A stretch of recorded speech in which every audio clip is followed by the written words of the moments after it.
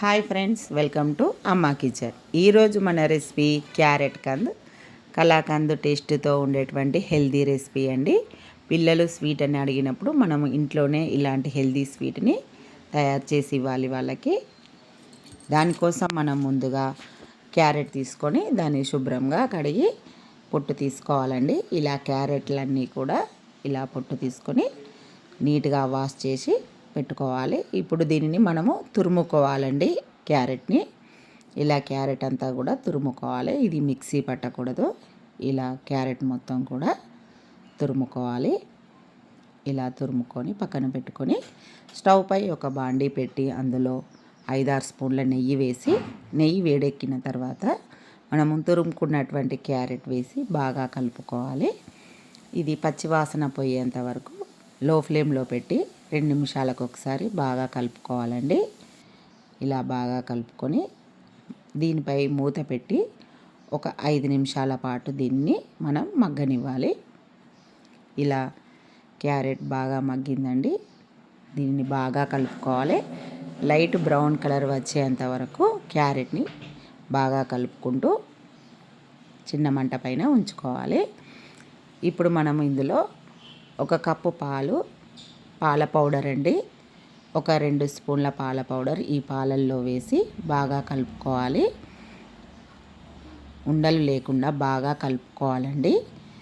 ఇలా ఉండలు లేకుండా పాలు చిక్కబడేంత వరకు బాగా కలుపుకొని ఇప్పుడు ఇది క్యారెట్లో వేయాలి.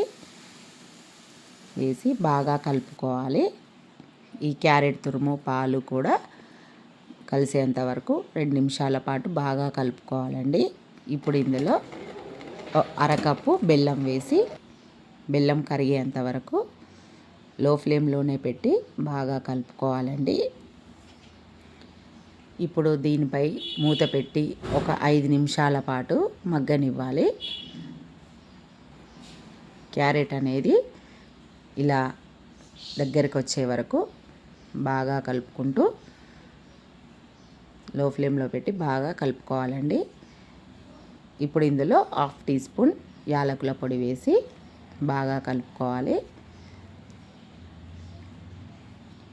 స్టవ్ ఆఫ్ చేసి మనము ఇందులో డ్రై ఫ్రూట్స్ అన్నీ వేసుకుందామండి. నేతిలో వేయించుకోవాలి.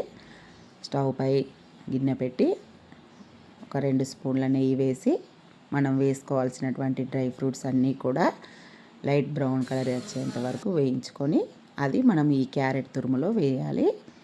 వేసి బాగా కలుపుకొని పక్కన పెట్టుకోవాలి. ఇప్పుడు మనము ఒక ప్లేట్కి నెయ్యి రాసుకొని అందులో మనము ఈ క్యారెట్ తురుము వేసుకొని ప్లేట్ మొత్తం కూడా ఇలా గట్టిగా నొక్కుతూ ప్లేట్ అంతా కూడా ఈ క్యారెట్ తురుము వేసుకోవాలి. ఇలా క్యారెట్ అంతా కూడా ఇలా గరిటెతో నొక్కుతూ ప్లేట్ మొత్తం కూడా వేసుకోవాలి. వేసుకొని దానిని మనం ఇలా చిన్న చిన్నగా ఘాట్లు పెట్టుకోవాలి. ఇలా మనకు ఇష్టమైన షేప్లో ఈ క్యారెట్ మొత్తం కూడా ఇలా ఘాట్లు పెట్టుకొని చల్లారిన తర్వాత మనం దీన్ని పీసులుగా తీసుకోవచ్చు. ఇలా క్యారెట్ చల్లారాక